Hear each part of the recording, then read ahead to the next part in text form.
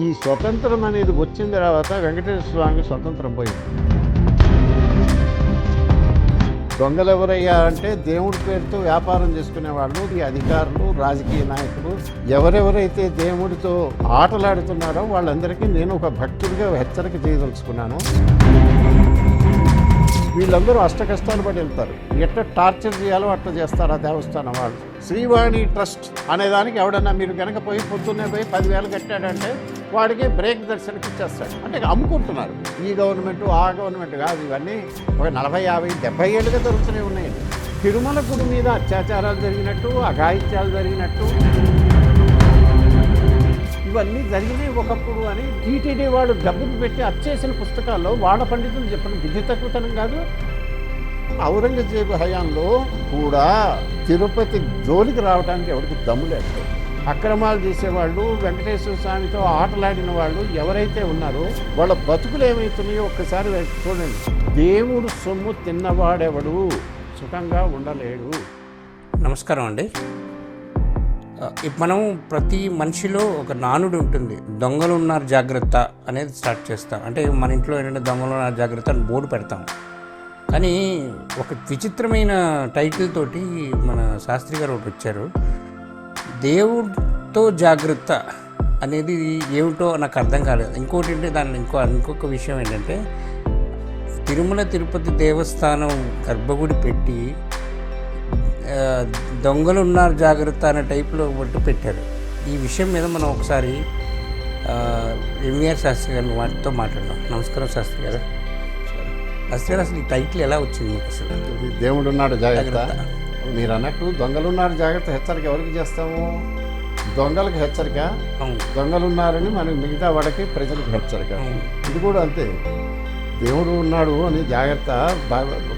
దొంగలకేమో భయం ఉండాలి. దొంగలు ఎవరయ్యా అంటే దేవుడి పేరుతో వ్యాపారం చేసుకునే వాళ్ళు. దేవుడు ఏమీ కదలేడు, రాయి ఆయన్ని మేము ఇష్టం వచ్చినట్టు ఏం చేసినా చెల్లుతుంది అనేటువంటి భ్రమలో ఉన్నటువంటి ఈ అధికారులు, రాజకీయ నాయకులు, మిగతా వాళ్ళు, వీళ్ళందరికీ ఒక హెచ్చరిక. దేవుడు ఉన్నాడు, వాడు ఏమి ఊరుకోడు, మీ తోలు తీస్తాడు జాగ్రత్త అని. వాడికి ఎవరెవరైతే దేవుడితో ఆటలాడుతున్నారో వాళ్ళందరికీ నేను ఒక భక్తుడిగా హెచ్చరిక చేయదలుచుకున్నాను. దేవుడు ఉన్నాడు, మీ సంగతి చూస్తాడు అని. అందుకని అంటే ఇందులో భక్తులు ఇందులో భక్తులు కూడా ఉన్నారు కదా గురుగారు. అంటే భక్తులు కూడా కొన్ని తప్పులు చేసుకొని వెళ్ళి మళ్ళీ వచ్చి మళ్ళీ చేసి మళ్ళీ ఇలా చేస్తూ పోతుంటారు కదా. ఇది కూడా ఉంది ఇందులో. ఒక ప్రామాణికమైన ఉందా ఈ పుస్తకంలోని? దాని గురించి నేను వెళ్ళట్లా. ఎందుకు అనంటే ఈ దేవుడు అనేవాడు మొత్తం ప్రపంచంలో ఎన్నో దేవాలయాలు ఉన్నాయి, ఎందరో దేవుళ్ళు ఉన్నారు. వెంకటేశ్వర స్వామి లాంటి దేవుడు ఇంకొకటి నాకు కనపడలే. అవును. ఆయన స్పెషాలిటీ ఏంటంటే కొన్ని కోట్ల మందితో రోజు ఎంతమంది వెళ్తారు తిరుపతికి? 1,00,000 మంది వెళ్తారు. రోజుకు 6,00,000 మంది అంటే చాలా మినిమం. వీళ్ళందరూ అష్ట కష్టాలు పడి వెళ్తారు. వెళ్ళిన తర్వాత వీళ్ళని ఎట్లా టార్చర్ చేయాలో అట్లా చేస్తారు ఆ దేవస్థానం వాళ్ళు. సౌకర్యాలు ఉండవు, ఇంకోటి ఉండవు, తోసేస్తుంటారు, అవి చేస్తుంటారు. ఇంత చేసినా ఒక్క అరక్షణం ఆయన చూడాలి అని దానికోసము ఎంత దూరం నుంచో లఘు దర్శనమో, మహాలఘు దర్శనమో, ఇంకా ఎక్కడి నుంచో గెంటేసినా సరే మేము వెళ్ళి చూడాలి అని వస్తారు. ఎందుకు వస్తారు అని అంటే వాళ్ళకు ఒక కమిట్మెంట్. మీరు అన్నట్టుగా తప్పులు చేసిన వాళ్ళు, ఆపదలో చిక్కుకున్న వాళ్ళు దేవుడితో మొరబెట్టుకుంటే వెంటనే ఆయన ఇది తీరుస్తాడు అని తీరుస్తున్నాడు, పలుకుతున్నాడు. మొక్కుకున్న మరుక్షణం రిజల్ట్ చూపిస్తున్నాడు. అయిన తర్వాత ఊరుకోడు, మీ మొక్కు తీర్చాల్సిందే. అవును. అంటే గుర్తు చేస్తాడు, కళ్ళలోకి వచ్చి కూడా గుర్తు చేస్తాడు. మీరు ఒక విషయంలో ఇక్కడ ఒక రాశారు. ఒక ఆవిడ ఏంటంటే మొక్కుకోకపోతే మొక్కుకు తీర్చకపోతే ఆటోమేటిక్ ఆవిడ తలనీలాలు మొత్తం రాత్రి వెళ్ళిపోయి పుస్తకంలో రాశారు. అది ఏంటి గురుగారు? అది అసలు ఏంటి దాని విషయం చెప్పండి. అదేంటంటే మామూలుగా దేవుళ్ళ గురించి మనం మహిమలు చెప్తే ఎవడు నమ్మడం. అవును. ఎవడో ఏదో ఇష్టం పిచ్చి భక్తుడు ఆయన ఏదో చెప్తుంటాడు, మాట్లాడటానికి కోసం అబద్ధాలు చెప్తారు, కళ్ళబొల్లి కబుర్లు చెప్తారు. వీళ్ళకేం పని పాట లేదని అనుకుంటుంటారు. మహామేధావులు అనేవాళ్ళు ఉన్నారు ఈ దేశంలో.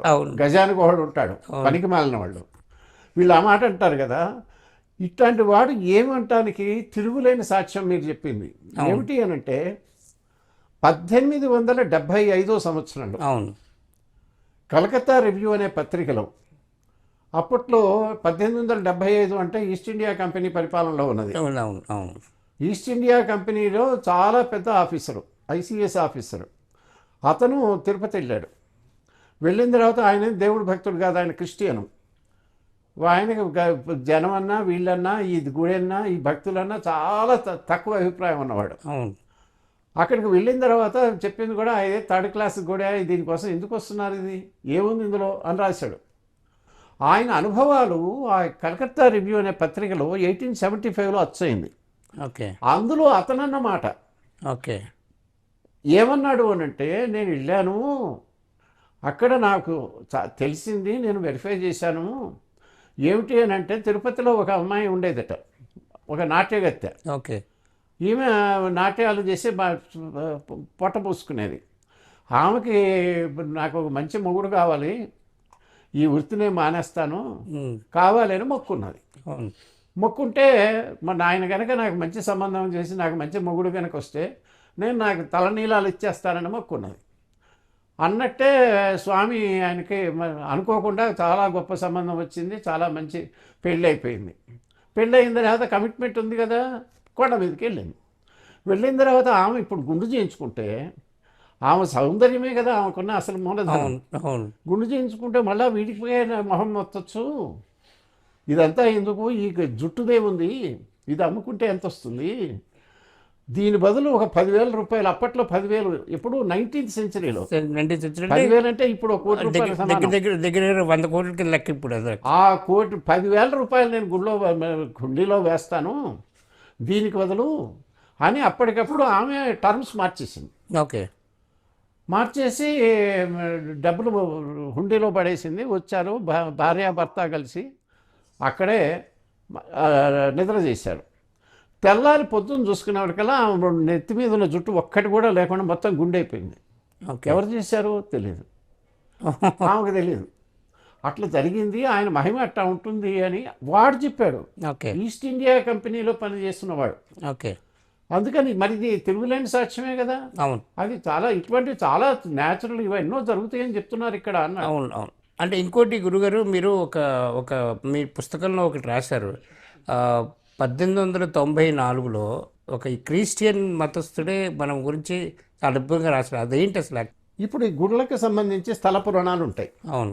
ఏ గుడికైనా స్థల పురాణాలు, ఆ దేవుడికి మహత్యం, ఆయన కల్లో కనపడ్డాడు, ఇక్కడ ఇది చేశాడు, వాళ్ళకి ఏవో చేయమన్నాడు, ఇవి ప్రతి గుడికి సంబంధించి చిన్న చిన్న గుళ్ళకు కూడా ఉంటాయి. అవును. వీటిని ఎవడో పెద్దగా లెక్క చేయరాసు ఆ గుడి భక్తులు. కానీ ముఖ్యంగా ఈ కాలపు చదువుకున్నవాడు, తెలివి మీరిన వాళ్ళు అసలు నమ్మరు. ఒక్క వెంకటేశ్వర స్వామి గురించే తిరుగులేని ఆధారాలు రికార్డ్ అయ్యి ఉన్నాయి. ఇందాక నేను చెప్పింది కలకత్తా రివ్యూ అనేది పత్రిక. అవును. చాలా పెద్ద సర్క్యులేషన్ ఉన్న పత్రిక. మీదేమిటంటే north Arcot district manual. Okay. అప్పట్లో ఈస్ట్ ఇండియా కంపెనీ వాళ్ళు మొత్తం ప్రతి జిల్లాకి వాళ్ళ పరిపాలనలో ఉన్న ఇప్పుడు డిస్ట్రిక్ట్ గెజిట్లు అంటారు చూడండి. అవునవును. అలా గెజిటీలు వేసేవాళ్ళు. ఓకే. దాన్ని డిస్ట్రిక్ట్ మాన్యువల్ అనేవాళ్ళు. అందులో వాళ్ళ జిల్లాలో ఉన్న గుళ్ళు, పవిత్ర స్థలాలు, వాటి స్థల పురాణం అంటే అన్ని విషయాలు ఉంటాయి. పంటల గురించి, వ్యవసాయం గురించి, వాటి గురించి, విద్య గురించి అన్నీ ఉన్నట్టే గుడులకు సంబంధించి కూడా విశేషాలను కూడా అక్కడికి వెళ్ళి తెచ్చుకొని కూర్చి రాస్తారు. అవును. అట్లా నార్త్ ఆర్కాడ్ డిస్ట్రిక్ట్ మాన్యువల్ దాన్ని ఎడిట్ చేసిన వాడు ఆర్థర్ ఫ్రెడరిక్ కాక్స్. ఓకే. ఆయన ఒక హిస్టారియన్.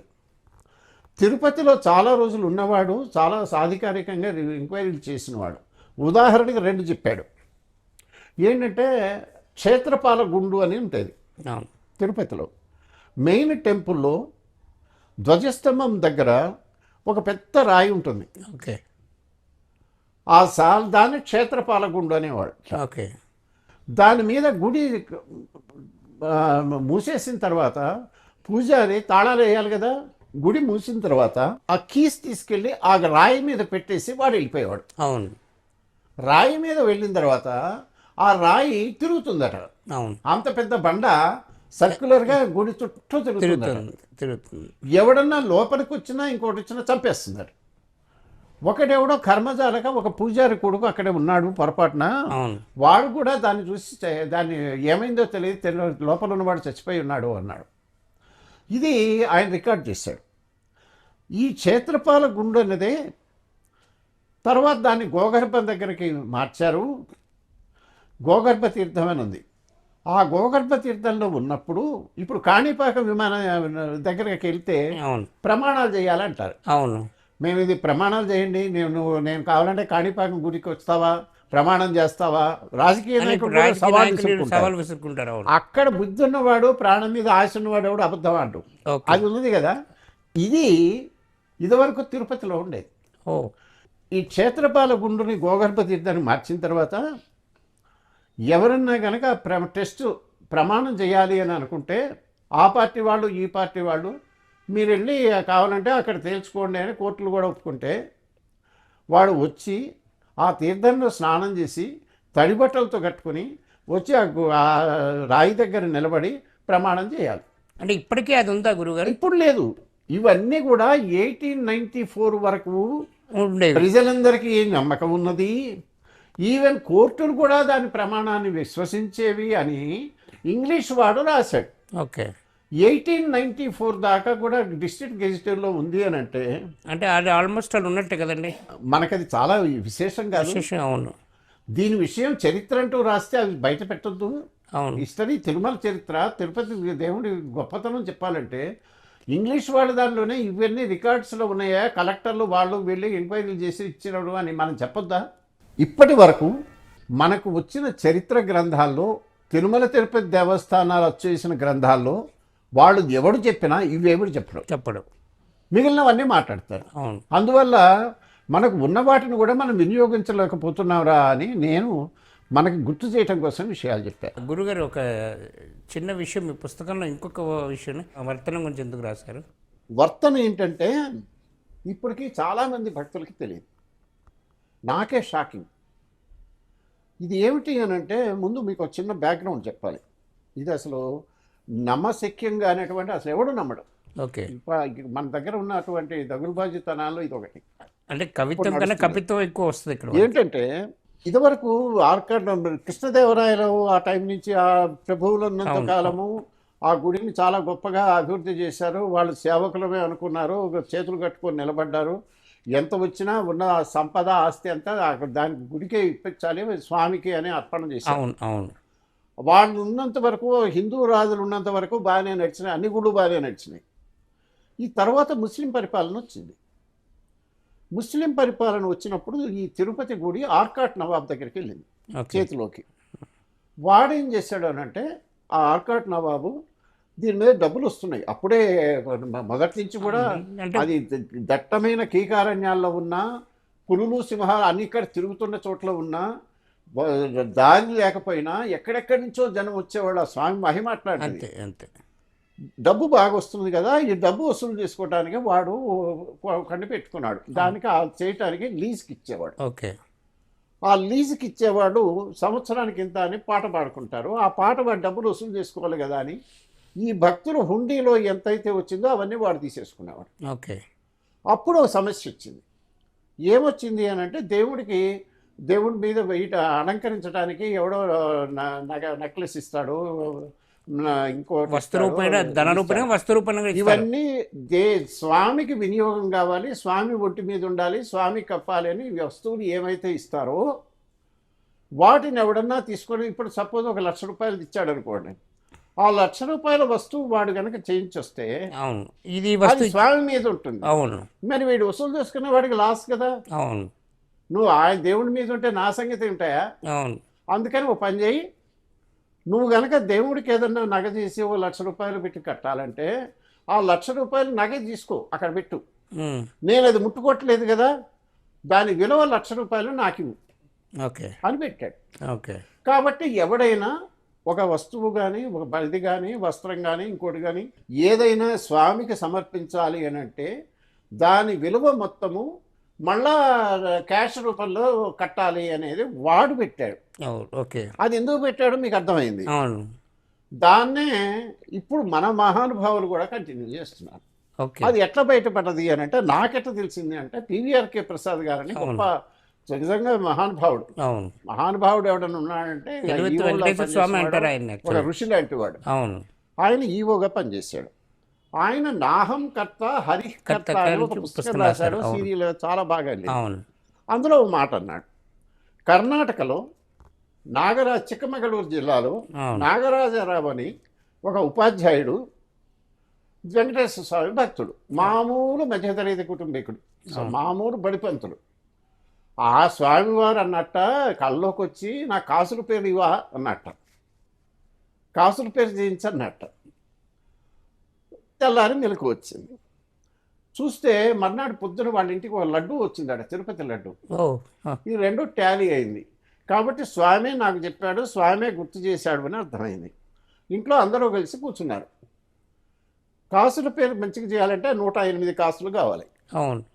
వీళ్ళ ఇంట్లో ఉన్న బంగారం, ఒంటి మీద బంగారం అన్నీ కలిపితే కూడా మామూలు కుటుంబంలో 2 కాసులు ఉన్నాయి, 2 కాసులు ఉన్నాయి. అవును. ఇంకా 106 కాసులు కావాలి. ఇది ఎట్టా చాలా చాలా డబ్బు అవుతుంది.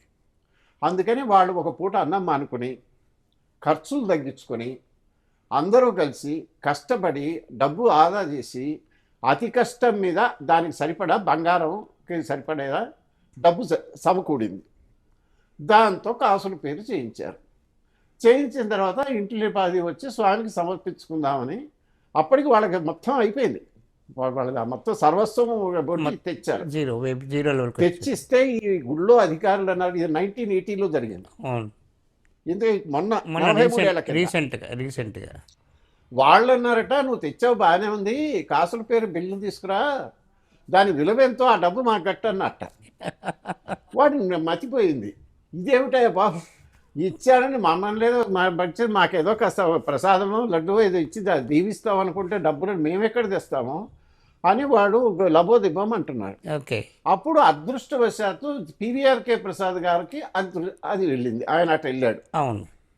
అప్పుడు ఆయన చూసి వాళ్ళని విచారించి, సరేనయ్యా ఈ ఒక్కదానికి అది తీసేయండి, నేను చెప్పుకుంటాలే బోర్డు వాళ్ళకి అన్నట్ట. సరే ఆయన డిస్క్రిప్షన్ పవర్ ఉపయోగించి చేశాడు. వాళ్ళ పని అయిపోయింది, వారు స్వామికి సమర్పించారు, వెళ్ళారు. అది ఎక్సెప్షనల్ కేసు. ఓకే. అది కూడా మరి రావటానికి తప్పుగా చేశాను కదా అని ఆయన టీటీడీ బోర్డు సమావేశంలో ఈ సంగతి చెప్పి, నేను తప్పు చేస్తుంటే ఆ డబ్బులు నేను కట్టుకుంటాను, ఇది పరిస్థితి, మీరు ఏమంటారు అని చెప్పేటట. అప్పుడు వాళ్ళన్నారట, ఇది జెన్యూన్ కేసే కాబట్టి మీరు ఆ పని చేసినందుకు మీరేమో డబ్బులేం కట్టక్కర్లేదు, మేము దాన్ని ఒప్పుకుంటున్నామని ఏమో చాలా దయతో ఆమోదించారట. తర్వాత ఇంకొకటి కూడా చెప్పారట, పేదవాళ్ళు ఎవరన్నా ఇక ముందు ఎవరన్నా వస్తే దీనికి మన దృష్టికి వస్తే వాళ్ళ మినహాయింపు ఇలా ఇవ్వచ్చు అని అన్నారట. అంటే ఇప్పటికీ అది కంటిన్యూ ఉందా? ఆయన రాశాడు. అంటే ఇప్పుడు కూడా ఉంది అది? ఉన్నదనే కదా అర్థం. ఓకే. ఆ తర్వాత మీరు జర్నలిజంలో ఉన్నారు కదా, మనం ఏమైనా అన్నామా? అది వెళ్తేలా. అవును. అంటే ఇప్పుడు అర్థం ఏంటి, ఇప్పుడు కూడా ఎవడన్నా ఈ అంబానీలో ఇంకోడో తీసుకెళ్ళి వాడు వజ్ర కిరీటాలు ఇస్తుంటారు, అవి వేస్తుంటారు, వాళ్ళకి తచ్చే డబ్బులు ఉన్నాయి, వాళ్ళు ఏం చేస్తున్నారో వాళ్ళకి మరి ఇవన్నీ పెడతారో, మరి వాళ్ళని చూస్తేనే వీళ్ళే పోయి హారతులు ఇస్తుంటారు కదా. అవును. అవును. వాడు గెస్ట్ హౌస్లో ఉన్నా పోయి వీడికి హారతి ఇస్తుంటారు. అవును. అవును. మరి వాడు రాజబంధువులు కాబట్టి వాళ్ళకు ఉన్నదో లేదో తెలియదు, కానీ మామూలు గృహస్థుడైనా మొక్కుకొని స్వామికి అలంకరించడానికి, స్వామి ఒంటి మీద ఉండాలి అని ఒక ఉంగరమో ఇంకోటో ఏది ఇచ్చినా ఈ రూలు ప్రకారము దానికి సరిపడా క్యాష్ కట్టాల్సిందే అని. దొంగలు దోపిడీ కాదండి. అవును. ముస్లింల టైంలో చేశారంటే ఇది తీసేయాలి కదా. అవును. ఇప్పుడు మనకు నాహంకర్త హరికర్త పుస్తకంలో పివిఆర్కే గారు చెప్పిన ప్రకారము అవును, పేదవాళ్ళు ఎవరన్నా ఇస్తే అది వాళ్ళ దృష్టికి వస్తే మేము మినహాయింపిస్తా ఉన్నారు కదా. పేదవాళ్ళకి కనపడతారండి వీళ్ళు? వెంకటేశ్వర స్వామి అయినా కనపడతాడు, దర్శనం ఇస్తాడు, కానీ ఈ ఈవోలు, ఎడిషనల్ ఈవోలు, జాయింట్ ఈవోలు దరిదాపుల్లో కూడా మామూలు వాడు పోలేడు. అవును. వాళ్ళని అవతల పారేస్తారు కదా. అసలు వాళ్ళ అపాయింట్మెంట్ తీసుకోవడమే కష్టం. వాళ్ళు అసలు వాడు దొరకరు కదా, వాళ్ళు మహానుభావులు. అవును. వాళ్ళకి ఎప్పుడు చేయాలి, ఎవడో అర్జీ పెట్టాలి, వాళ్ళు ఎప్పుడు చేస్తారు, అయ్యే పని కాదు కదా. అది వర్తన. ఓకే. వర్తన అనేది వాడు అప్పుడు పెట్టిన ముద్దు పేరు. ఓకే. ఎవడైనా డబ్బులు కడితే, స్వామికి కడితే మా సంగతి ఏంటని మేము అడుగుతాము, మాకు డబ్బులు కట్టాలని. అది మనం ఇప్పటికైనా కనుక ఉంటే తప్పనిసరిగా ఇచ్చేయాల్సిన కేసు. ఇప్పటికీ పేదవాడికి ఎక్కువగా వెంకటేశ్వర స్వామి పిలుస్తాడని చెప్పి అంటారు. మీరు పుస్తకంలో కూడా రాశారు. అది ఏంటి అసలు యాక్చువల్? అది వెంకటేశ్వర స్వామి మా బాకి పేద ధనిక ఏం లేదు. అవును, అందరం బెగ్గర్సే. బెగ్గర్సే.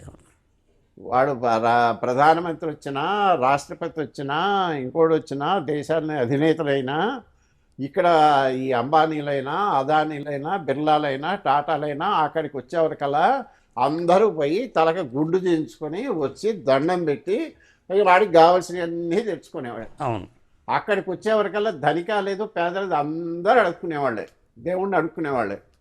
ఆయన గొప్పతనం ఏంటంటే అందరినీ అనుగ్రహిస్తాడు. అయితే ఒకటి అందులో ధనిక పేద మనకున్నాయి, వాళ్ళకున్నది వాళ్ళకున్నాయి, దేవుడికి ఉండవు. అందరూ సమానమే, అందరినీ అనుగ్రహిస్తున్నాడు. కాబట్టే ఇవాళ టీటీడీ వాళ్ళ దానికి రోజుకి 1,00,000 రద్దీ ఉన్న రోజుల్లో 1,00,00,000 మంది కూడా వస్తారు కదా. 67,000 మంది 70,000 మందికి ప్రొవిజన్ ఉంటుంది అక్కడ యాక్చువల్గా. బ్రహ్మోత్సవాలు మిగతావి ఏవో జరిగేటప్పుడు వైకుంఠ ఏకాదశి 1,00,000 కూడా దాటుతుంది. అంటే ఒకసారి ఇప్పుడు అది ఆ రూలు ఇప్పుడు మొన్న మాటకు తీసేశారు యాక్చువల్లీ. 67 మందిలో 70,000 మందికి ఏదో పర్ డే ఏదో క్యాల్కులేట్ చేశారు వాళ్ళది. నానండి, సరే మొత్తానికి ఏదైనా మీరు అన్నట్టు 70,000 మంది వస్తే అందులో విఐపీలని ఉంటారు. ఈ బ్రేక్ దర్శనం, అవును, శ్రీవాణి ట్రస్ట్ అనేదానికి 10,000 ఎవడన్నా మీరు కనుక పోయి పొద్దున్నే పోయి 10,000 కట్టాడంటే వాడికి బ్రేక్ దర్శనకి ఇచ్చేస్తాడు.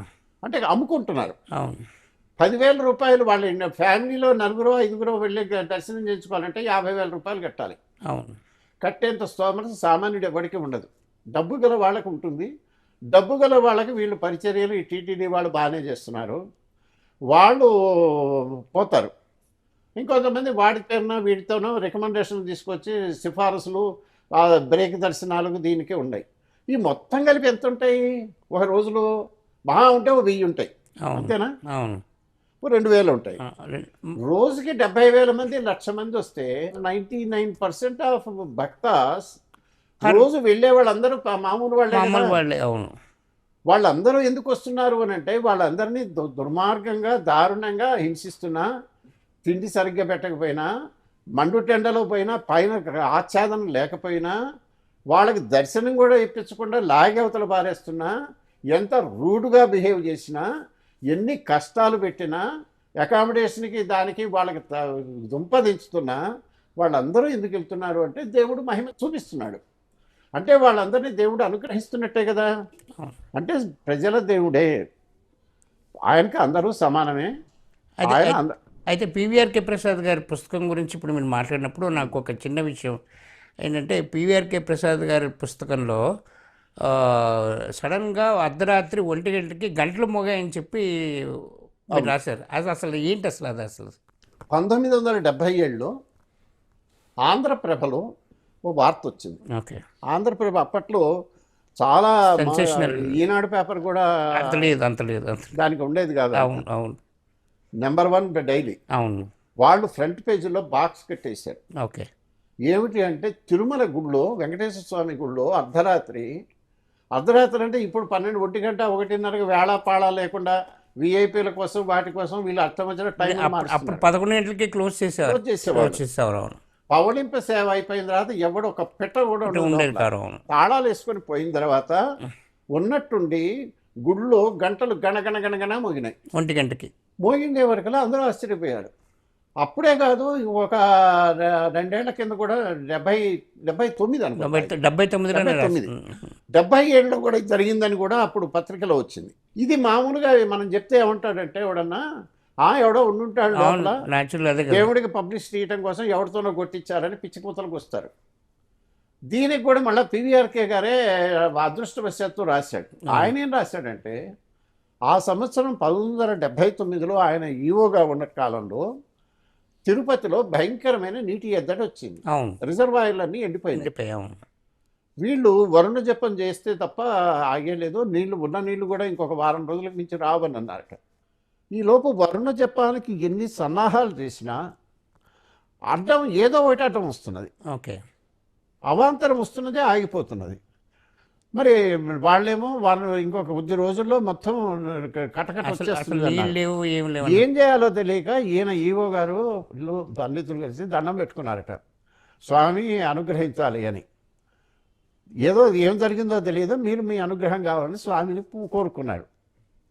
అప్పుడు ఉన్నట్టుండి ఆ రోజు రాత్రి అర్ధరాత్రి గంటలు గణగణ మోగినాయి. ఓకే. మా ప్రార్థన దేవుడు విన్నాడు, గోహెడ్ అంటున్నాడు అని మేము అనుకున్నాము. అనుకుని వెంటే మాకు ఇదే అనుమానం వచ్చింది, ఎవడన్నా లోపల ఉన్నాడేమో, వాడు పోయి కొడుతున్నాడేమో అని. వెంటనే మేము లోపలికి వెళ్ళాము. తలుపులు తాళా వేసి ఉంటుంది కదా, అప్పటికప్పుడు వాళ్ళు కూడా వెళ్ళలేరు కదా. పొద్దున్నే మామూలుగా సుప్రభాత సేవకో దేనికో తలుపులు తీసేటప్పటికి అందరం కలిసి వెళ్ళి లోపలంతా ఇప్పుడు వెతికాము. సుప్రభాత సేవ 6 గంటలకే ఒక్క ఉండింది. పురుగు లేదు, అవును. మనిషి అన్నవాడు ఎవ్వడూ లేడు. మరి ఎట్ట మోగింది అనేది మాకు తెలియదు, అది స్వామి మహిమే అన్నాడు. మన కళ్ళ ముందు జరిగిందండి. మనకి సార్ ఇంకో ఇప్పటికి కూడా చాలా మందిలో అంటే చాలామంది నేను అంటే తెలిసిన వాళ్ళ దగ్గర తెలిస్తే ఎవరికైనా అక్కడ ఇబ్బందికరంగా ఉంటే స్వామి వచ్చి తట్టి లేపి వాళ్ళని తీసుకెళ్ళి అలాంటి సిచ్యువేషన్స్ చాలా ఉన్నాయి యాక్చువల్గా.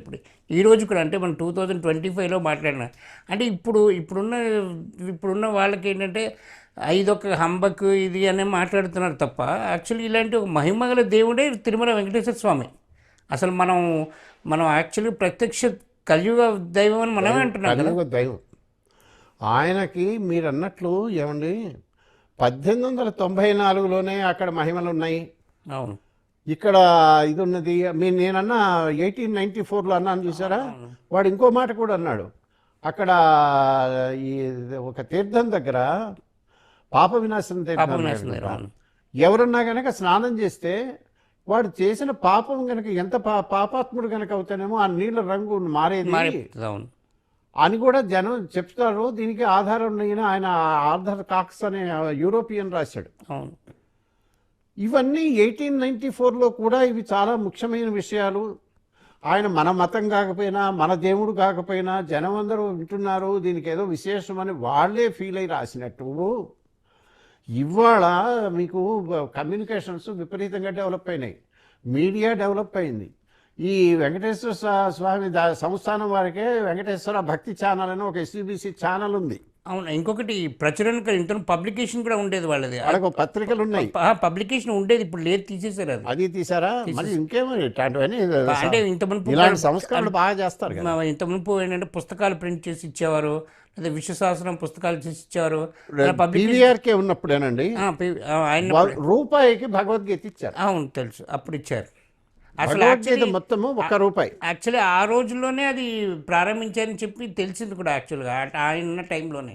అన్నీ ఎత్తేసారండి, మొత్తం ఎత్తేసారు, మొత్తం ఎత్తేసారు. క్యాలెండర్లు కూడా డైరీలు కూడా అమ్ముకునే స్టేజ్కి వచ్చేసారు వీళ్ళు యాక్చువల్గా. మీరు ఇక్కడ ఈ క్యూ కాంప్లెక్స్లో ఇవి ఉంటాయి కదా, అవును. కొన్ని వేల మంది వెళ్తుంటారు, అందరూ అక్కడ బస చేస్తుంటారు కదా, వాళ్ళకి అక్కడ అనేక సౌకర్యాలు ఉంటాయి. వాళ్ళందరూ టీవీలు చూసుకుంటూ కూర్చున్నారు, అందరూ మాట్లాడుకుంటున్నారు, టీవీలు ఏదో అవుతుంది. ఆ కాలక్షేపం చేసేటప్పుడు నేను ఎస్వీబీసీకి చీఫ్గా ఉన్నవాళ్ళు కనీసం 2 చెప్పా, ఓకే. కనీసం 3 ఎగ్జిక్యూటివ్ ఆఫీసర్కి చెప్పా ఈ గడిచిన 25 ఏళ్లలో. ఓకే. నా మిత్రులు చాలామంది వచ్చారు ఈవోలుగా. వాళ్ళకి నేను ఏం చెప్పానంటే, మీ ఛానల్లో రోజు వచ్చి అక్కడికి వచ్చి ఆపసోపాలు పడుతూ అక్కడ 24 గంటలు 36 గంటలు వెయిటింగ్ అయినా సరే వచ్చి ఉంటున్నాడే, దూరం నుంచి వచ్చి 1 సెకండ్ కాదు, ½ సెకండ్ కూడా దర్శనం వచ్చిన మహద్భాగ్యం. వాడు ఎందుకు వస్తున్నాడు, నీకు ఏం జరిగింది, వెంకటేశ్వర స్వామి నీకు ఏం చేశాడు, ఏ మహత్యం చూపించాడు అని గనక మీరు అడిగితే, ఒక్కొక్కడి ముందు మైకు పెట్టి కనుక వాడిని రికార్డు చేస్తే రోజుకు కనీసం 100 ఇట్లాంటి స్టోరీలు జరుగుతాయి. అవును.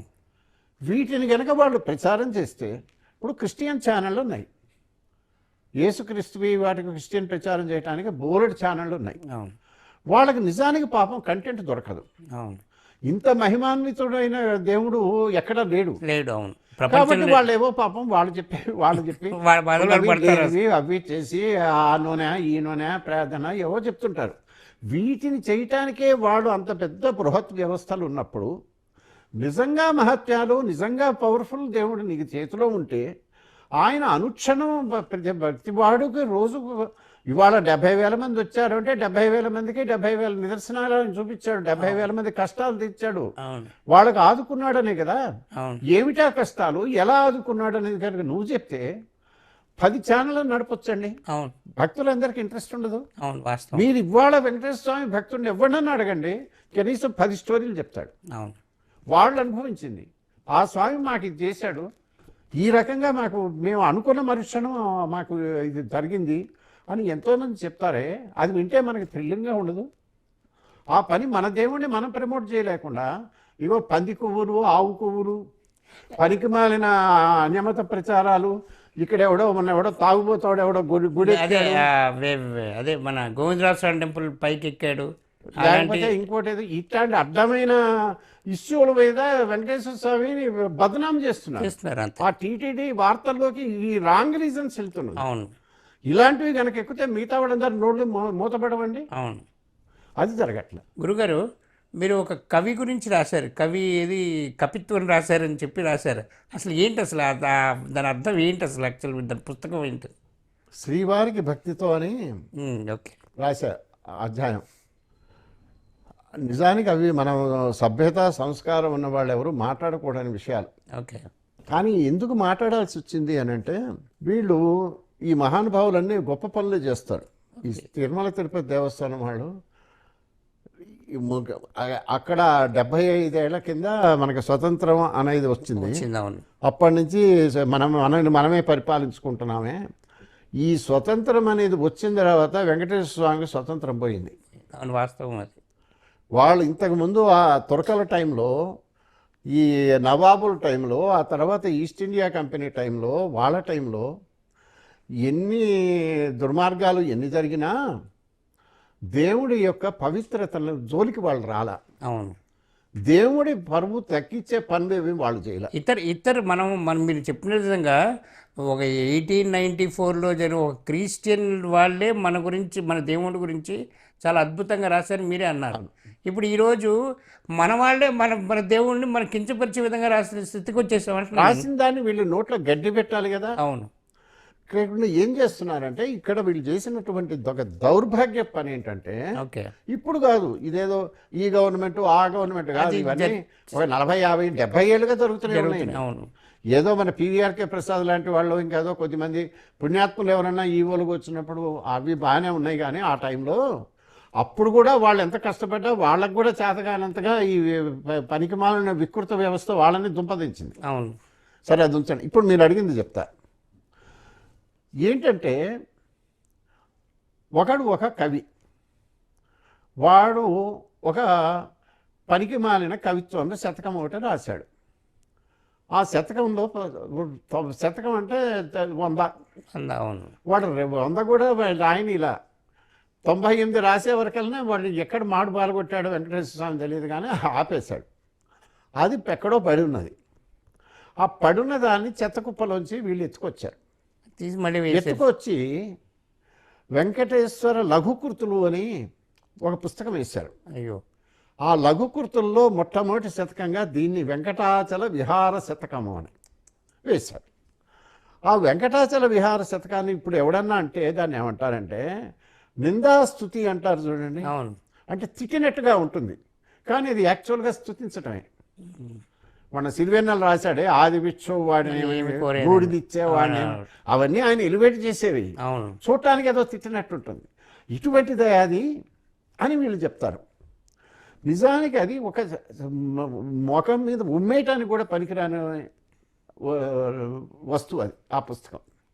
ఎందుకు అనంటే, వాడు ఏమంటాడనంటే వెంకటేశ్వర స్వామిని నానాకి అవన్నీ మనం ఇప్పుడు చెప్పొద్దులే, కానీ అతి నీచమైన పెళ్ళాంటి నీకు ఇంట్లో లేదు కదా, నువ్వు అమ్మాయి పక్కలో లేకపోతే నువ్వు ఎవడు ఉండలేవు కదా, ఇంకా ఏదైనా తెచ్చుకున్నావా, దానికి డబ్బులు ఇవ్వడానికి నువ్వేమైనా గోల్కొండకు పోయావా, నవాబు దగ్గరికి పోయావా, వాడికి ఏమైనా నీ ఉన్నవన్నీ వాడికి దోచిచ్చావా, రేపు ఆ తురకోళ్ళు నువ్వు వస్తే నువ్వు ఏం చేస్తావు, నీకు తీస్తే నువ్వు ఎక్కడికి పోతావు, నీకు ఎవడు దిక్కు, ఇట్లా పిచ్చి కూతలు కూర్చాడు వెంకటేశ్వర స్వామి. ఇది చాలా సభ్య మాటలు చెప్పి ఇంకా చాలా దరిద్రంగానే ఉన్నాయి. అవన్నీ నేను రాశాను తప్పనిసరి. సరే, అయితే ఆ పుస్తకం వేశాడు. ఆ పుస్తకం ఏదో ఎవడు చదువుతాడో ఎవడు చదివి ఉంటాడు. నేను అనుకోవటం, నేను నా బట్టి వాడు ఏదో ఇప్పుడో గుర్తొచ్చింది.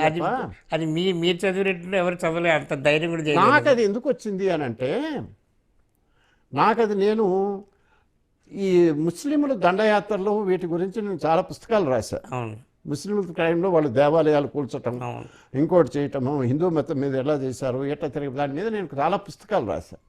ఈ పుస్తకాల గురించి రాసేటప్పుడు నాకు ఒక పండితుడు నాకు చెప్పాడు, ఏమండి మీకు అది తెలుసా, తిరుపతి మీద దాడి జరిగింది, తిరుమల కొండ మీద వెంకటేశ్వర స్వామి దానిలో ఆవును కోశారు, గుళ్ళో అబ్బా అవునా ఆవును కోశారు, పూజా పురస్కారాలు లేవు, పుష్కరిణి ఉంది కదా, ఆ పుష్కరిణిలో మరి బ్రాహ్మల్ని జంజాలు చంపేశారు, అక్కడ ఉన్నాయి చూసారా వాళ్ళ గుండ్లు బోడిగుండ్లు, ఆ రెండో పట్టుకొని ఫట్ పొట్టేళ్ళను కొట్టినట్టు కొట్టేవాళ్ళ, చచ్చేవాళ్ళట, తలకాయ బయలు అయ్యో చచ్చలో తీసుకెళ్ళి పుష్కరిణిలో పారేసేవాళ్ళట. అట్లా మాంసము హింసలు ఇవి వాళ్ళందరినీ నానా అగచాట్లు పడ్డారండి. మీకు తెలుసా అవన్నీ ఆ పుస్తకంలో ఉంది అని ఒక ఆయన చెప్పాడు నాకు. ఓకే ఇప్పుడు కాదు, 25 ఏళ్ల కింద. ఓకే నేను అరే ఇది నేనెట్ట మిస్ అయ్యానా, నాకు మరి తిరుపతి గుడి మీద దాడి జరగటం, అందులో వచ్చి ఇన్ని అకృత్యాలు జరిగినాయి అంటే నేను అతి కష్టపడి ఆ పుస్తకం రాబట్టాను. చూసిన తర్వాత నా దగ్గర ఒక లక్షణం ఉంది, ఎవరు చెప్పినా నేను నమ్మను, నేను మళ్ళీ వెరిఫై చేస్తా, వీడు ఇవన్నీ జరిగినాయి కదా, జరిగితే ఆ కాలాన్ని ఇంకేదన్నా ఆధారాలు ఉన్నాయా, ఇది నిజమేనా అని నేను క్రాస్ చెక్ చేశాను. 100 రకాలుగా క్రాస్ చెక్ చేశాను. నాకు అర్థమైంది, ఖచ్చితంగా ప్రూవ్ అయిందంటే అసలు ఏమీ జరగల, ఓకే అది అబద్ధము. అంటే ఇది ఎవరో ముస్లింలు చాలా కృత్యాలు చేసిన మాట నిజమే కానీ ఇవైతే చేయలే, వాళ్ళని అనకూడదు, తప్పు, అబద్ధం అని నేను వదిలేశాను, అయిపోయింది. ఈ మధ్య తిరుపతి గురించి నేను మళ్ళా పుస్తకాలు తీసి స్టడీ చేసినప్పుడు ఐ వాజ్ షాక్డ్. ఓకే ఏమిటి అని అంటే తిరుపతి చరిత్రకు సంబంధించి అక్కడ రమేశన్ అనే ఒక ఆయన ది తిరుమల టెంపుల్ అనే ఒక పుస్తకం రాశాడు. ఓకే అది ఒక మాన్యువల్ లాగా, ఓ బైబిల్ లాగా, ఒక వేదం లాగానో పరిగణిస్తారు. అవును అంటే అంత ప్రామాణికంగా అందులో అన్ని తిరుపతికి చెబుతున్న సమస్తమైన విజ్ఞాన సర్వస్వం లాగా. ఓకే ఒక సింబాలిక్ లాగా. అంతకుముందు సాధు సుబ్రహ్మణ్య శాస్త్రి గారని తిరుపతి శ్రీ వెంకటేశ్వర అనే పుస్తకం రాశాడు. ఓకే అది అక్కడ ఉన్న 100ల కొద్ది శాసనాలు వాటిని సంస్కరించి రాశాడు. ఆయన కొద్దిగా చరిత్ర రాసినప్పుడు ఆయన ఒక పుస్తకం చెప్తారు. ఈ రెండు ప్రమాణము అని అందరూ అనుకునేవి. ఈ రెండిటిలోనూ మొన్న నేను చూస్తే, నేను మొదటిసారి విన్నాను చూసారా, అవును అవన్నీ ఉన్నాయని, అవన్నీ జరిగినట్టు వీళ్ళు రాశారు. బా తిరుమల హిస్టరీలో ప్రామాణికమని ఇప్పటికీ తిరుమల తిరుపతి దేవస్థానం వాళ్ళు నెత్తిన పెట్టుకుని వాళ్ళే వచ్చేసి దేశం మీద కుదిరినటువంటి పుస్తకాల్లో తిరుమల టెంపుల్ అని ఎన్ రమేశన్ రాసిన పుస్తకము, ఈ సాధు సుబ్రహ్మణ్య శాస్త్రి రాసిన దానిలో ఇవి మొత్తం యాజ్ ఇట్ ఈజ్గా పేజీలకు పేజీలు ఎక్కిచ్చారు. ఎక్కించి వాడికి సోర్స్ ఏమిటయ్యా అంటే, ఆ ఫలానా కవి ఎప్పుడో రాశాడండి అని నేను చెప్పానే, ఆ శతకాన్ని వాడు కోట్ చేశాడు. ఆ శతకమే తప్పు, జరగలేదు. దాన్ని వీళ్ళు తీసుకెళ్ళి వీళ్ళ బుర్రలు సరిగ్గా లేక వాళ్ళు వేశారు. వేసేవరకల్లా ఏమైందంటే, ఆ పిచ్చి శతకము వాడెవడో అంట్ల విధవ రాసిన పుస్తకమేమో, అది వాళ్ళు వచ్చేసినా ఎవడు చదవలేదు, అది పక్కన పెట్టిన దానికేం డ్యామేజ్ కాలేదు. కానీ దాన్ని వీళ్ళు కోట్ చేసి చరిత్ర గ్రంథాల్లోకి చెప్పేవరకల్లా తిరుమల గుడి మీద అత్యాచారాలు జరిగినట్టు, అఘాయిత్యాలు జరిగినట్టు, ఆవులను కోసినట్టు, పుష్కరిణిలో మనుషులు చంపి పారేసినట్టు, పూజా పురస్కారాలన్నీ పోయినట్టు, ఇవన్నీ జరిగినాయి ఒకప్పుడు అని మన చరిత్రకారులు చెప్తున్నారు. టీటీడీ వాళ్ళు డబ్బులు పెట్టి అచ్చేసిన పుస్తకాల్లో వాళ్ళ పండితులు చెప్పండి, బుద్ధి తక్కువతనం కాదు. అంటే ఒక విధంగా మనం డిమోరలైజ్ చేయటం కాదు. అవును. వెంకటేశ్వర స్వామికి ఇంకోటి చెప్పాలి నీకు, ఒక గొప్ప సగర్వంగా చెప్పుకునేది ఎప్పటికీ అర్థం కానిది అద్భుతమైన విషయం ఏంటో తెలుసా వెంకటేశ్వర స్వామి గురించి? కాశీ మీద గౌరంగజేబు దాడి చేశాడా? అవును. కాశీ టెంపుల్ని కూల్చేశాడా? అవును. దాన్ని తీసుకెళ్ళి ఆ లింగాన్ని, జ్యోతిర్లింగాన్ని తీసుకెళ్లి బావిలో పడేసి వచ్చిందా? జ్ఞానవాపి మసీద్ అని వాడు కట్టాడా? కృష్ణ జన్మస్థానంలో వాడు కృష్ణ మందిరాన్ని కూల్చేశాడు, అక్కడ మసీదు కట్టాడు. ఇప్పుడు మనం జరుగుతున్న సోమనాథ్ కూడా అంతే. అక్కడ సోమనాథ్లో జరిగిందా? సరే, అంతకు ముందే వాడి ముత్తాత, ఔరంగజేబు ముత్తాత తాత వాడు బాబరు అయోధ్యలో గుడి కూల్చేశాడా? కొన్ని వేల గుళ్ళు కూల్చేశారా? ఎక్కడ పడితే అక్కడ వాటి చోట మసీదులు కట్టారా? అవును. గుడి అని కనపడితే దాన్ని నేలమట్టం చేశారా? సోమనాథ్ మీద ఎన్ని దాడులు చేశారు? అవును. ఇన్ని దాడులు చేసినా అందరికన్నా కిరాతకుడైన ఔరంగజేబు హయాంలో కూడా తిరుపతి జోలికి రావడానికి ఎవరికి దమ్ము లేకపోయింది. ఎట్టొచ్చింది ఇది చూడండి. ఇన్ని గుళ్ళ మీద దాడి జరిగి దీని మీద దాడి ఇదేమో ఎక్కడో అడవిలో ఏం లేదు, కొండ మీద ఉంది. కొండ మీద ఉంది, అందరికీ తెలుసు. వాళ్ళందరికీ ముళ్ళు మండుతుంది కదా. అప్పటికే ఇది మోస్ట్ పాపులర్. అవును. మా చిన్నతనంలో కూడా డోలీలు ఎక్కి పైకి పోయేవాళ్ళండి. అవును, తెలుసు. మనుషులు మోసేవాళ్ళు, ఆ డోలీలో కూర్చోవాలి, కొండంతా ఎక్కించేవాళ్ళు. అయినా సరే మొక్కుకొని వెళ్ళేవాళ్ళే. ఎప్పటి నుంచో వస్తుంటే అటువంటివన్నీ జరుగుతున్నప్పుడు ఆ గుడి మీద వాళ్ళకి అక్కసేదలు ఉంటే కాశీ నిలయత కూల్చారు, దీన్ని కూల్చాలి కదా. అవును. హైదరాబాద్ అనేవాడు వచ్చినాడు, వాడు జైపోయి వాటి నుంచి అంటే వాడు రావటానికి వచ్చిన వాళ్ళు కూడా పారిపోతారు. ఎవరికి రాదా.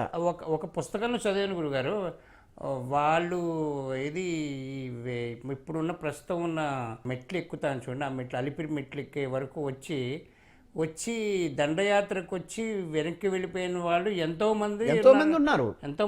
అంటే వాళ్ళకి మన దేవుడు టెర్రర్ పుట్టించాడు. దరిదాపుల్లోకి రాకుండా దైవశక్తి తరిమిస్తే వెళ్ళనివ్వలేదు అసలు. యాక్చువల్గా అటువంటిది గొప్ప చరిత్ర ఉన్నది అని అంటే మనందరికీ ఒళ్ళు పులకరించదు. వెంకటేశ్వర స్వామి భక్తులందరూ సంతోషించరు. అట్లాంటి చోట ఆ దేవుడి పవిత్రతను కాపాడాల్సినటువంటి ఈటీటీ వాళ్ళు మా దేవుడి మీద మా గుళ్ళో ఆవులను కోసారయ్యా, మేము పుష్కరిణి మనుషులను చంపారయ్యా, ఇది చంపారయ్యా, మా కింద గోవిందరాజ స్వామి గుడి మీద దోచేసుకున్నారయ్యా అని వాడు చెప్తాడా? ఇంకోటి తప్పుల ప్రచారం చేస్తారండి. ఇవాళ ఇంకొక విషయం ఏంటంటే, ఎక్కడైతే పైన తిరుమలలో రీసెంట్గా ఒక 5-6 నెలల కిందట గోవులు చనిపోయి దాన్ని దాచిపెట్టేసి చనిపోదని చెప్పి ప్రామాణికంగా మీడియాలో చూపించుకున్నారు. అవును. అది ఎంతవరకు అది సమంజసం? ఇప్పుడు ఇలాంటి వింటుంటే అసలు చాలా మందికి అది ఆ కోపం రావాలి, నేను తప్పు చేస్తున్నారని చెప్పి. వీళ్ళు ఇక్కడ మీకు మూర్ఖత్వానికి మూఢత్వానికి వీళ్ళ దౌర్భాగ్యానికి అంతులేదు. ఓకే. ఇప్పుడు మీరే ఒకటి చూడండి, తిరుపతి లడ్డు ఒకప్పుడు లడ్డు ఎట్లుండేదంటే కమ్మగా ఒక నెల రోజులైనా ఉండేది, పెట్టుకునేవారు యాక్చువల్గా. అది అసలు అందులో ఆ సువాసన, ఇది ఘాటు, మంచి స్పైసెస్. ఎవరైనా వస్తే ఇంటికి వస్తే అతిథులు తిరుపతి లడ్డూని ఇంత ముక్క తీసినా మనకు జన్మ ధన్యమైనట్టు. ఎప్పుడో చూస్తే మనకేదో అపురూపంగా ఉండేది. ఇప్పటి పరిస్థితి ఏంటంటే, మీ దగ్గర డబ్బులు ఉంటే మీరు గనక మీ ఇంట్లో అమ్మాయికో ఏదో రిసెప్షన్ కనుక పెడితే మీరు దావత్ ఇస్తారు, విందు చేస్తారు కదా. వాడికి చెప్తే 100 లడ్డూలు కావాలా, 1000 లడ్డూలు కావాలా, 5000 లడ్డూలు కావాలా అంటే మీరు కొనుక్కోవచ్చు. దేవస్థానం వారే సప్లై చేస్తారు. అక్కడి నుంచి తెస్తే మంచిగా ప్రశస్తమైన శ్రీవారి బొమ్మ ఉన్నటువంటి డబ్బా వాటిల్లో వస్తాయి. వచ్చినవి ఎక్కడ పెడతాడు? ఆ పక్కనే మళ్ళీ ఈ లడ్డూలు పెట్టేది పక్కనే చికెనో మటనో బిర్యానీలు అవి కూడా వడ్డీయాలి కదా. ఆ తలకాయ ఈ తలకాయలు అవన్నీ ఉన్నటువంటి ఆ పదార్థాల పక్కన ఇవి కూడా పెడతారు. అంటే మీరు చూస్తారు, మీరు ఎన్నో. ఇప్పుడు స్టేటస్ సింబల్ ఏంటంటే తిరుపతి లడ్డు చేయటం. ఎవడన్నా పనికి మాలిన అడ్డగాడిద, ఎవడన్నా పొలిటికల్ అడ్డగాడిద వాడు ఎవరికైనా కృషి చేయాలనుకుంటే ఓ బుట్టెడు లడ్డూలు తీసుకెళ్ళి పంచిపెడుతుంటాడు. ఈ లడ్డూలు ఇట్లా పంచిపెడుతున్నారు కదా, ఇవాళ లడ్డు క్వాలిటీ భయంకరంగా పడిపోయింది. అవును. నాసిరకమైన నెయ్యి, ఆ నెయ్యి కూడా ఎక్కడి నుంచి వస్తుందో తెలీదు. అది ఆవు నెయ్యి కాదు, ఇవి కాదు. వీళ్ళు ఇచ్చే కోట్ చేసే కొటేషన్లు ఇచ్చే ఇది చూస్తే ఎవడూ ఇవ్వలేడు. అంటే పొలిటికల్ లడ్డు అయిపోయింది ఇప్పుడు. అది అయిపోయింది కదా పొలిటికల్ లడ్డు. నేను అందుకే వెంకటేశ్వర లడ్డు మార్ట్ అనే హెడ్డింగ్ పెట్టా. ఆ మార్ట్ పెట్టి అమ్ముకుంటున్నారు, అంతే. వ్యాపార వస్తువు అయిపోయింది. ఇలాంటప్పుడు ఒకప్పుడు నాణ్యతకి ప్రమాణంగా ఉన్నటువంటిది, అందులో నెయ్యి కదా కావాల్సింది, ఆవు నెయ్యి కదా ముఖ్యమైన దినుసు. నెయ్యి కావాలి అని అంటే ఇప్పుడు కర్ణాటకలో ఉన్న వాళ్ళని ఇంకో చోట ఎక్కడ వీళ్ళు టెండర్లు పిలిచి వాడు పెట్టేటువంటి కల్తీదో వీడిచ్చే రేటేమో వాడు మంచిది నూనె నెయ్యి ఇవ్వలేడు. అనివార్యంగా ఇప్పుడు వనస్పతి మన రామ్దేవ్ బాబా గారు చేసే ప్యూర్ కౌఘీ అంటారా, అది కూడా వనస్పతి కలుస్తుందని వాళ్ళే రాస్తారు. అందులో మీకు ఎక్కడ దొరకదు. నిజంగా కావాలంటే 3,000 కిలో 3,000 రూపాయలు 4,500 ఉంటుంది. అంత దానికి వీళ్ళు అతి తక్కువకి ఎట్టిస్తున్నారండి? ఇస్తున్నారంటే ఎక్కడో చోట కల్తీ కలుగుతుంది. అసలు ఇంకొకటి మీద వెళ్ళాల్సిన అవసరం ఏమిటి? లేదు. అవును. తిరుమల కొండలు, శేషాచలం కొండలు ఎట్లాంటివి ఎంత ఉన్నాయి? అసలు యాక్చువల్లీ మీరు ఒక గోశాల నడపొచ్చా? ఒక విషయం చెప్పండి, వెంకటేశ్వర స్వామి ఆవిర్భించిందే ఆవు ద్వారాయే తెలుసు మనందరికీ. కాదుగా. ఆ, ఆవుల్ని మనం గనక పెంచుదామయ్యా, ఇక్కడే మనం చేస్తాం. స్వామికి కావాల్సిన నేతని ఇక్కడే మనం తయారు చేస్తాము అని అంటే భక్తులు ఎంతమంది కావాలంటే విరాళాలు ఇవ్వరా? విరాళం మనకు అక్కర్లేదు, వచ్చిన డబ్బులతోటి చేసుకుంటే బ్రహ్మాండంగా ఒక వ్యవస్థ క్రియేట్ అవుతుంది, 10 మందికి ఉద్యోగాలు కలుగుతాయి కదా. అంటే వచ్చిన డబ్బులు దేవుడికి పెట్టడానికి అక్కడ గవర్నమెంట్ అనేది ఒకటి ఉంది కదా. ఓ. వాళ్ళు మళ్ళా చర్చిలకి, మసీదులకి, పాస్టర్లకి జీతాలకి, ఇంకోటికి ఇంకెక్కడో చేయటానికి వాటన్నిటికి కావాలి కదా.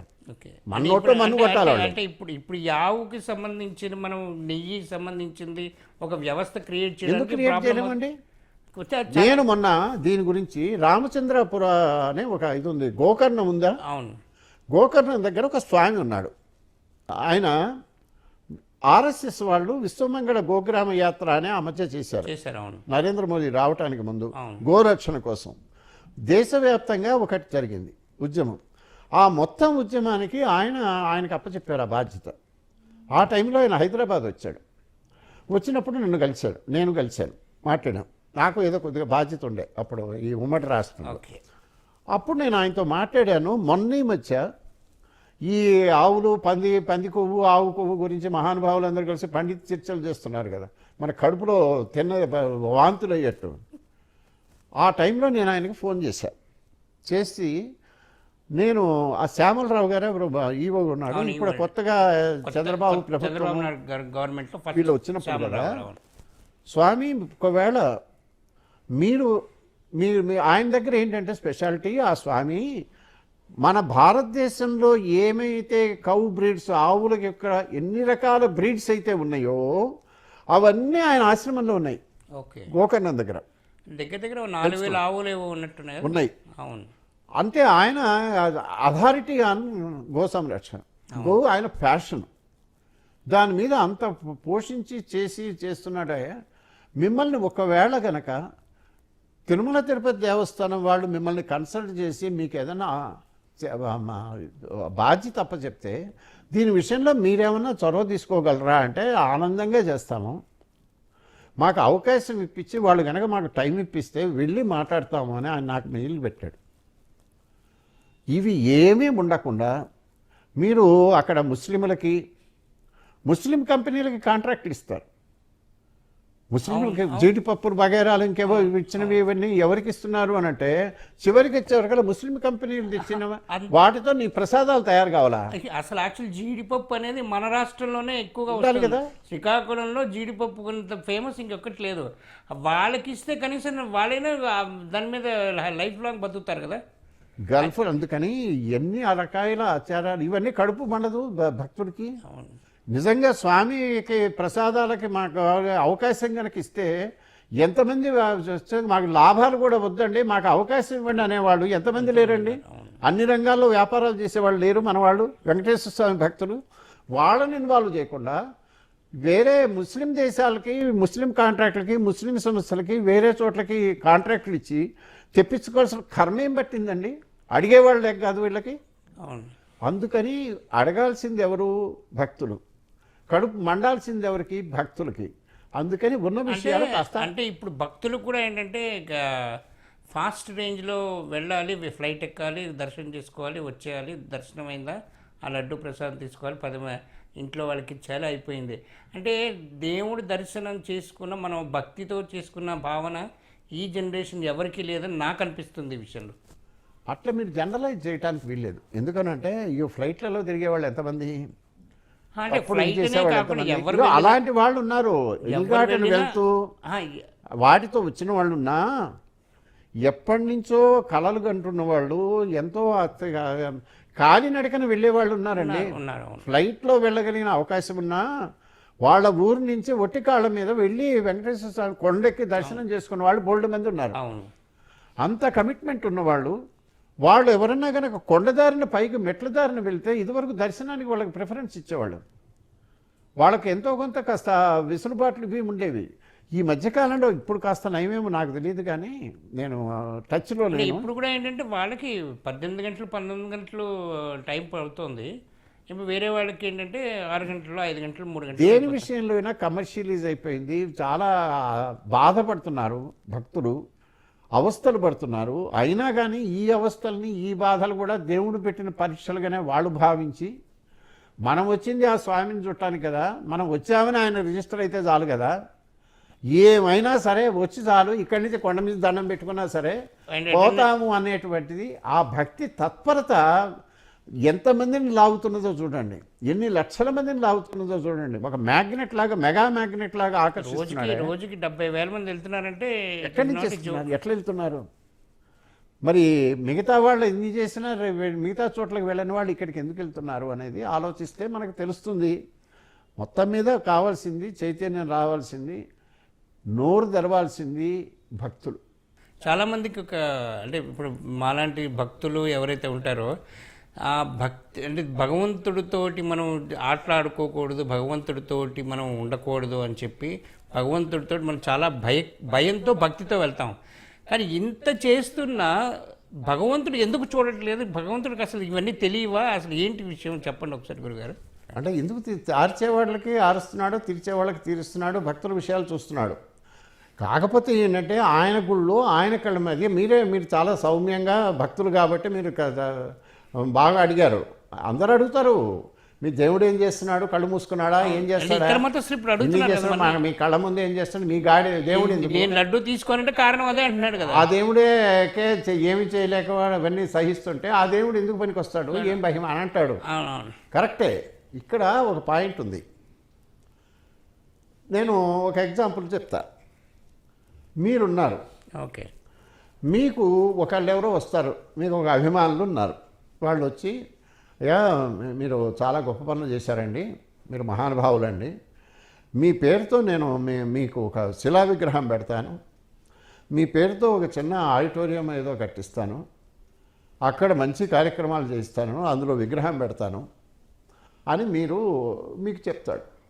మీరు ఆయన మీద ఉన్న వాత్సల్యం కొద్దీ, అతని సిన్సియారిటీనో ఏదో బాగుందని, సరే నాయన నీ ఇష్టము, చేస్తే చేసుకో అంటారు, తప్పేం లేదు కదా అన్నారు. వాడు మీ పేరుతో ఒక విగ్రహం పెట్టాడు, మీ పేరుతో ఆ ప్రాంగణంలో ఒక ఆడిటోరియం పెట్టాడు, అక్కడ రోజు హరికథలు, బుర్రకథలు, కాలక్షేపాలు అన్నీ చేస్తానని చెప్పాడు. తర్వాత ఏమైందంటే ఆ ఊళ్ళో, మీ ఊళ్ళో కాదు, ఇంకో ఊళ్ళో, ఆ ఊళ్ళో ఆ గుడి మీదనేమో ఎవడో వచ్చేమో విగ్రహం మీద ఉచ్చబోస్తున్నాడు, మీ విగ్రహం మీద. మీ ఆడిటోరియం ఏదో కట్టాడు కదా, దానిలో వచ్చి తాగుబోతులు అందరూ కూర్చొని కళ్ళు కాంపౌండ్ అయిపోయింది. ఓకే, అసాంఘిక కార్యక్రమాలు, ఇల్లిజిటిమేట్ కార్యక్రమాలన్నీ జరుగుతున్నాయి. ఓకే, గోలంతా అయింది, అందరూ మీడియాలో వచ్చింది. ఇప్పుడు పాయింట్ ఏంటంటే, దాన్ని రక్షించుకోవాల్సింది మిమ్మల్ని ఏమంటారంటే, నువ్వేం చేస్తున్నావయ్యా, నువ్వెందుకు పనికి వస్తావు, నీ పేరుతో ఇన్ని జరుగుతుంటే నువ్వెందుకు ఊరుకున్నావు అని అంటాడు. మీరేమంటారు, నాకేం సంబంధమయ్యా,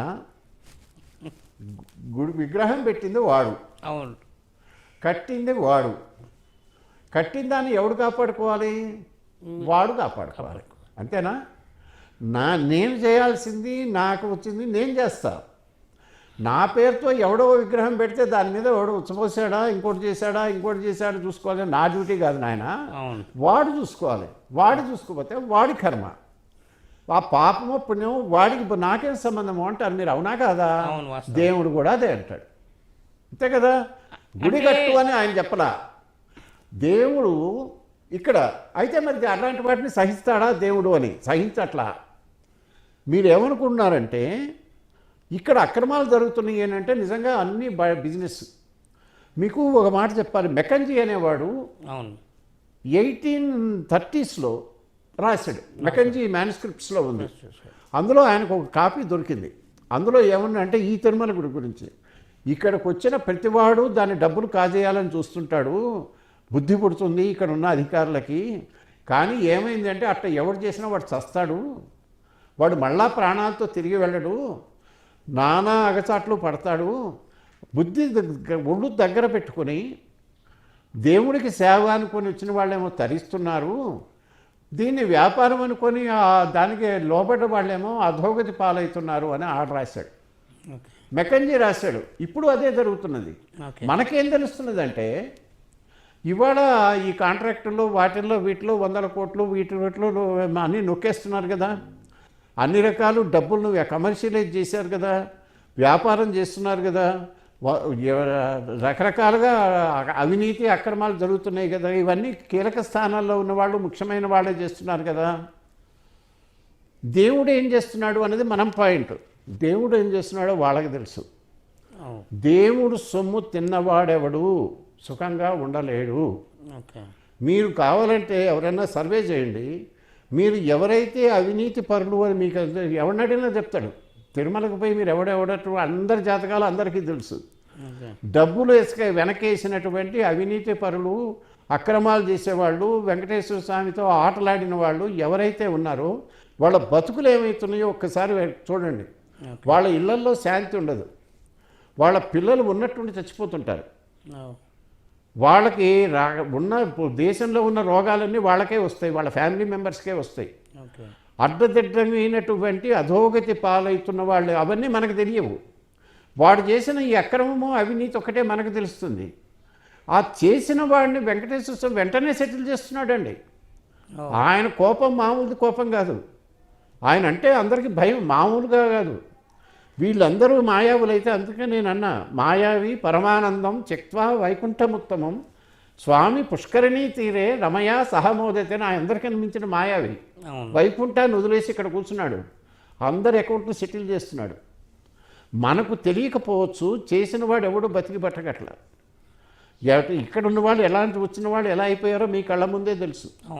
ఒక ముఖ్యమంత్రే అడ్రస్ లేకుండా పోయాడు, మీకు అర్థమైంది కదా. అట్లాంటివి ఎన్ని జరుగుతున్నాయి. ఇంకా మీరు అడిగితే కథలుగా ఎన్నైనా చేయొచ్చు. వెంకటేశ్వర స్వామి పవర్ చాలా ప్రచండంగా తీక్షణంగా ఉన్నది. ఎవడు ఏ పని చేసినా వాడి చేతులు కాలుతాయి, నాశనం అవుతున్నారు. ఎప్పుడో 200 ఏళ్ల కింద మెకంజీ ఏదైతే చెప్పాడో ఇవాళ కూడా శాస్తి జరుగుతూనే ఉన్నది. అది మనకు తెలియకపోతే మనలోపం. వెంకటేశ్వర స్వామి మాత్రం చాలా ఆయన చేయవలసింది ఆయన చేస్తూనే ఉన్నాడు. ఇదండి ఇవాళ శాస్త్రి గారితో మనము ఒక అద్భుతమైన విషయం, పుస్తకం గురించి, వారు రాసిన పుస్తకం మీద కొన్ని విశేషాలు తెలుసుకున్నాం. మళ్ళీ ఇంకొక ఎపిసోడ్లో ఇదే పుస్తకం మీద కొన్ని విశేషాలు తెలుసుకుందాం. నమస్కారం.